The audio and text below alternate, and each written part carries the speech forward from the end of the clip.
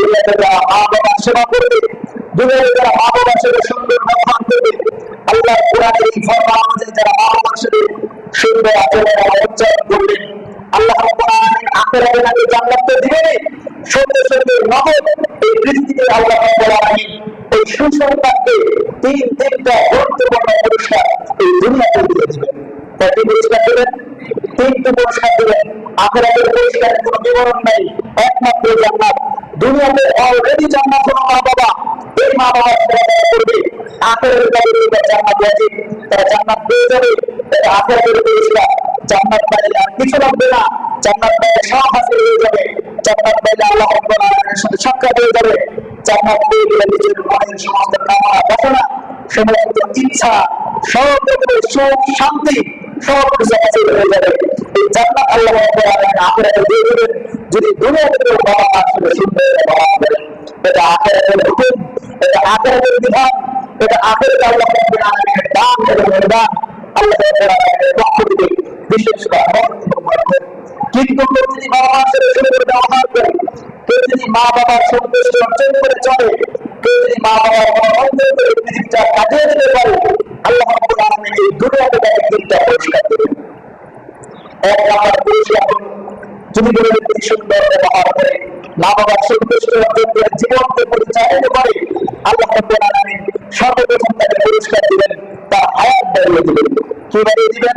হায়াত বাড়িয়ে দিবেন। Good be having on its parents in his life. আপনার হায়াত বেড়ে যাবে, হায়াতের মধ্যে বৃদ্ধি এবং প্রবৃদ্ধি হবে। আমরা কেউ করতে চাই না, বর্তমানে ঠিক না। সব মানুষ বাঁচতে চায়, সব মানুষ বাঁচার জন্য লড়াই করে। সারা পৃথিবীর সমস্ত সংকট বিষয় যদি বাঁচা যায়, মানুষ তাও চেষ্টা করে। হাজার হাজার কোটি টাকা হসপিটালে খরচ করে যদি বাঁচা যায়, মৃত্যুর সন্ধিক্ষণ থেকে ফিরে আসা যায়, মানুষকে জীবন দেবে না, সম্পদ খরচ করবে, কেউ মরতে চায় না, সমস্ত মানুষ বাঁচতে চায়, সবাই দীর্ঘকালীন হায়াত চায়। আল্লাহ রাসূল বলেন, যদি কোনো ব্যক্তি মা বাবার সাথে সুন্দর ব্যবহার করে, আল্লাহ রাব্বুল আলামিন তাকে হায়াত বাড়িয়ে দিবেন, তার জীবনকে সুদীর্ঘ করে দিবেন, প্রলম্বিত করে দিবেন। লম্বা হায়াত সে পাবে, সুদীর্ঘ জীবন সে পৃথিবীতে পার করতে পারবে। মুসনাদে আহমদের ১৩,৮১১ নম্বর হাদিস, আল্লাহ রাসূল সাল্লাল্লাহু আলাইহি ওয়াসাল্লাম বলেন, মান সাররাহু আন ইউবাদ্দালা ফি আমরি ফালইউবাদ্দিল ওয়ালিদাইহি ওয়া ইয়াসির রাহিমা। তোমাদের কেউ যদি দীর্ঘ জীবন কামনা করে, তোমাদের কেউ যদি তার হায়াতকে বাড়িয়ে দিতে চায়, কেউ যদি দুনিয়ার জীবনকে লম্বা এবং গৌরবান্বিত করতে চায়, সে যদি আল্লাহর কাছ থেকে হায়াতের দোয়া করে, তাহলে তার জন্য একটি আমল সে যেন তার পিতা মাতার সাথে সৎ ব্যবহার করে, সে যেন তার বাবা মার সন্তুষ্টি অর্জন করে, সে যেন তার বাবা মার সাথে সুন্দর আচরণ এবং উচ্চারণ করে। যে মানুষ বাবা মার সাথে সুন্দর ব্যবহার করে, যে মানুষ মা বাবার সাথে সন্তুষ্টি অর্জন করে জীবন পরিচালনা করে, আল্লাহ রাসূল বলেন তার হায়াত বাড়িয়ে দিলেন। কে? আল্লাহ রাব্বুল আলামিন তার হায়াত বাড়িয়ে দিলেন, আল্লাহ তার জীবনকে সুদীর্ঘ করে দিলেন, তার হায়াতের মধ্যে বরকত দান করবেন। পিতা মাতার সাথে সুন্দর ব্যবহারের দুই নম্বর পুরস্কার আল্লাহ রাব্বুল আলামিন দুনিয়াতে দিলেন, সেটি হলো তার জীবনকে আল্লাহ শুধু সুদীর্ঘ করে দিলেন তাই নয়, তার হায়াতের মধ্যে শুধু বাড়িয়ে দিলেন, হায়াতকে বৃদ্ধি এবং প্রবৃদ্ধি করবেন। তাতে নয়, বরং তাকে সুদীর্ঘ হায়াতকে আল্লাহ বাঁচাতে করে দিলেন। তার এই লম্বা জীবনে আল্লাহ সম্পদ দান করবেন, লম্বা জীবনে তার সম্পদের মধ্যে আল্লাহ রাব্বুল আলামিন বরকত দান করবেন। Good be happy with parents, a gracious health. আমরা সম্পদের জন্য করি, সম্পদের জন্য লড়াই করি, সকাল থেকে সন্ধ্যা, সন্ধ্যা থেকে সকাল, দিবারাত্রি, রাত দিন একাকার করে 24 ঘন্টা আমাদের দৌড়াদৌড়ি, আমাদের ছোটাছুটি, আমাদের স্বার্থের চিন্তা ভাবনা সবসময় মাথার মধ্যে একটা জিনিস কাজ করে, দুনিয়া কিভাবে অর্জন করা যায়, টাকার বেড়ে বাড়ানো যায়, ব্যাংক ব্যালেন্সের পরিমাণ কিভাবে আয় করা যায়, আমার সম্পদের বাগান প্রাচীর তৈরি হবে, আস্তে আস্তে দিন দিন বড় করা যায়। প্রতিটা মানুষ সকাল থেকে সন্ধ্যা পর্যন্ত এই চিন্তা করে, সন্ধ্যায় ঘুমাতে গেলেও এই চিন্তা করে, রাত্রে ঘুম আসে না এই চিন্তার কারণে। মানুষের জীবনে 7 বছর হায়াত, এর মধ্যে প্রতিটা মুহূর্ত, প্রতিটা সেকেন্ড আমাদের প্রতিজন মানুষের মাথার মধ্যে শুধু ঘুরে, সারাদিন ঘুরপাক খায়, সম্পদ কিভাবে বাড়াবো, সম্পদের বরকত কিভাবে হবে, আমি সম্পদের আল্লাহ রাসূল বলেন, যদি কেউ মা বাবার সাথে সুন্দর ব্যবহার করেন তাহলে আল্লাহ রাব্বুল আলামিন তার সম্পদ বাড়িয়ে দেবেন, সম্পদের মধ্যে বরকত দান করবেন। এটা হলো আল্লাহর সাথে সুন্দর ব্যবহারের দ্বিতীয় পুরস্কার। যদি মা বাবার সাথে সঞ্চালন করে সুন্দর আচরণ এবং উচ্চারণ করে আল্লাহ রাব্বুল আলামিন তাকে দুনিয়াতে 3 নম্বর যে পুরস্কার দিলেন সেটি হলো তার আখিরাতের মর্যাদা বাড়িয়ে দিলেন। ইনক্রিজিং স্ট্যাটাস, রেসপেক্ট, অনার, সম্পদ আর সম্মান এক জিনিস না। সমাজে সমাজে মানুষ আছে বিত্তশীল, সম্পদের পাহাড় আছে, তাদের অঞ্চলগুলির কোনো অভাব নেই, কিন্তু মানুষ তাকে শ্রদ্ধা করে স্মরণ করে না। মানুষের হৃদয়ে তার কোনো জায়গা নেই, আছে না নাই? সম্পদ আছে, সম্মান নাই, আছে না নাই? কিন্তু আবার অনেক মানুষ এমন আছে রিক্ত হস্ত, তেমন অঞ্চলের নাই, কিন্তু মানুষের হৃদয়ের মধ্যে তার জায়গা অনেক দূরে। মানুষের মনের মধ্যে অনেক কত স্থান দখল করে আছে। মানুষকে শ্রদ্ধা করে স্মরণ করে, রাস্তায় দেখা করে সালাম করে, সবসময় তাকে স্মরণ করে, শ্রদ্ধা নিয়ে, সম্মান নিয়ে, তার আলোচনা করে সম্মানজনক। মানুষকে জীবন করে না, মানুষকে শিকায়ত করে না, মানুষ কখনো তার বদনাম করে না, মানুষ কখনো তাকে ছোট করে তুচ্ছ যাচ্ছে বলে কথা বলে না। এরকম ডিস্টেন্স ডিফারেন্স আছে না? সম্মান আছে, সম্মান নাই, সম্মান আছে, সম্মান নাই। এই জন্য মা বাবার সাথে সুন্দর ব্যবহার করলে আল্লাহ রাব্বুল আলামিন বলেন শুধুমাত্র তার সম্পদ বাড়বে, শুধুমাত্র তার জীবন লম্বা হবে তাই নয়, বরং তার এই সুদীর্ঘ প্রাচুর্যময় জীবনে আল্লাহ রাব্বুল আলামিন সম্মানও দিয়ে দেবেন, সম্মান দিয়ে তার জীবনকে ভরপুর করে দিবেন। তার মর্যাদাকে দিন দিন আল্লাহ রাব্বুল আলামিন উপরে উঠাবেন।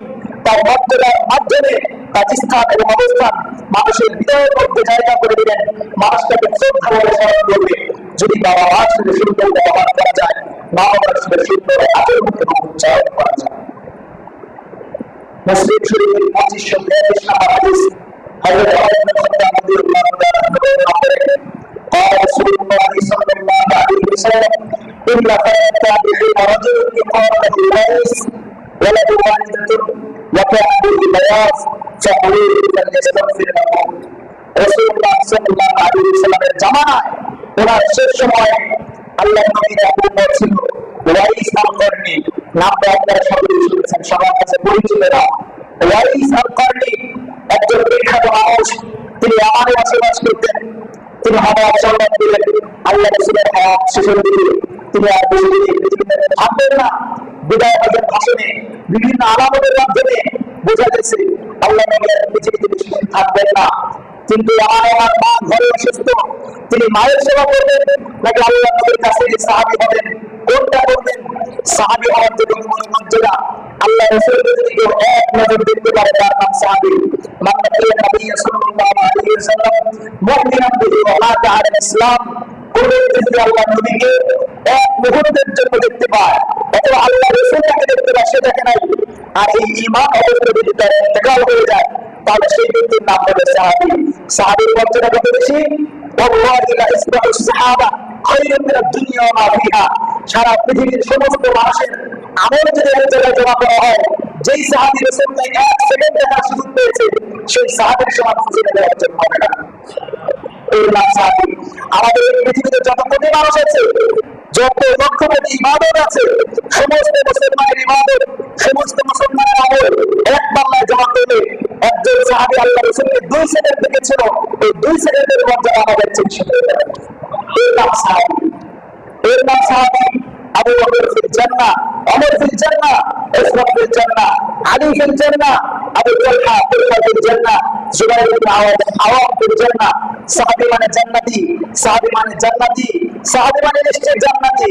যে আল্লাহ রাসূলকে দেখেছে সে সাহাবী, আর সাহাবী মানে জান্নাতি। এখন ওয়াইসের বাইরে কি করবেন?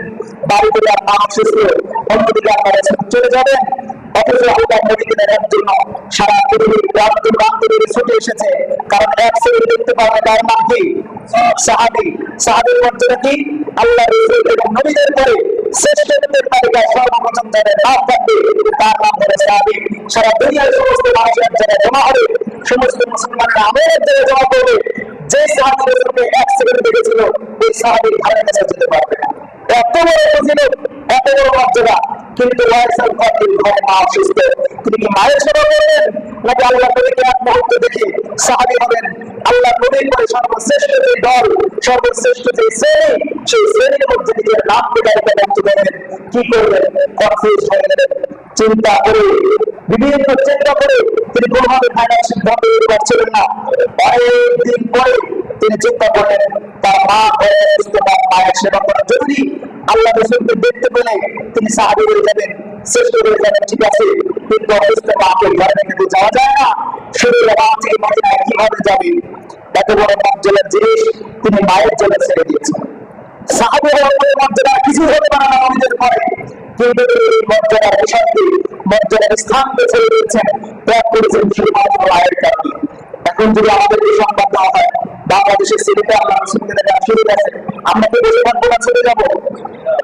বাংলাদেশ বাদ দেন, পৃথিবীর অন্য কোনো প্রান্তে আল্লাহ নবীকে এখন দেখার সুযোগ আছে, দেখলে সাহাবী হলে জান্নাতি, আমরা কি বসে থাকবো না ছেড়ে যাবো?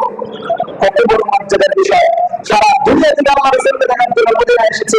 সেই ইরান, সিরিয়া, শাম, ইরাক, তুরান, খোরাসান, কোটি কোটি মানুষ পৃথিবীর কত প্রান্ত থেকে ছুটে এসেছে আল্লাহ রাসূলকে দেখার জন্য। তখন কি বিমানে যাওয়া যেত মদিনা? 6 ঘন্টা করে মক্কায় থেকে মদিনায় যেত। তখন ইরান থেকে মদিনায় যেতে 1 বছর লাগতো, 6 মাস লাগতো। সেই ইরান থেকে, তুরান থেকে, তুরস্ক থেকে, খোরাসান থেকে, আফ্রিকা মহাদেশ থেকে মানুষ পায়ে হেঁটে, গাধার উপরে ছোঁয়া হয়ে, ঘোড়ায় চড়ে, উটের উপরে উঠে সেই মদিনায় যেত আল্লাহ রাসূলকে এক নজর দেখার জন্য। কারণ তাকে দেখতে পেরে সাহাবী হয়ে জান্নাতি। এত বড় মর্যাদার বিষয়, কিন্তু ওয়াইসাল কারণী তার মায়ের জন্য নবীর কাছে যেতে পারলেন না। মায়ের জন্য নবীর কাছে গিয়ে সাহাবী হওয়ার পরে মাকাম, স্থান এবং অবস্থান ধরে রাখতে পারলেন না, অর্জন করতে পারলেন না। আল্লাহ রাসূল সাল্লাল্লাহু আলাইহি ওয়াসাল্লাম দেখতে সাহাবীদেরকে উৎসাহিত করে দিলেন এই ওয়াইসাল কারণীর ব্যাপারে। আল্লাহ নবী বললেন, ওয়াইসাল কারণী আমার কাছে আসতে পারেনি, ওয়াইসাল কারণী আমাকে দেখে সে সাহাবীদের অন্তর্ভুক্ত হতে পারেনি, কিন্তু তার মধ্যে আল্লাহ কত বেশি বাড়িয়ে দিয়েছেন সেটা তোমরা জানো না। আমার তুমি জান্নাতি, ওমর তুমি সাহাবী এবং জান্নাতি, ওসমান তুমি সাহাবী এবং জান্নাতি, আলী তুমি সাহাবী এবং জান্নাতি।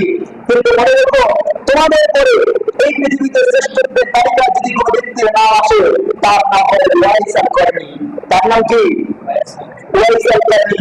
মুসলিম শরীফের বিশুদ্ধ হাদিস, ইন্না খায়রাত তাবিঈন রাজুলুন ইউকালু ওয়াইস। আল্লাহ রাসূল বলেন, সাহাবীদের পরে শ্রেষ্ঠত্বের তালিকা যদি কোনো ব্যক্তির নাম আসে, তার নাম হবে ওয়াইস।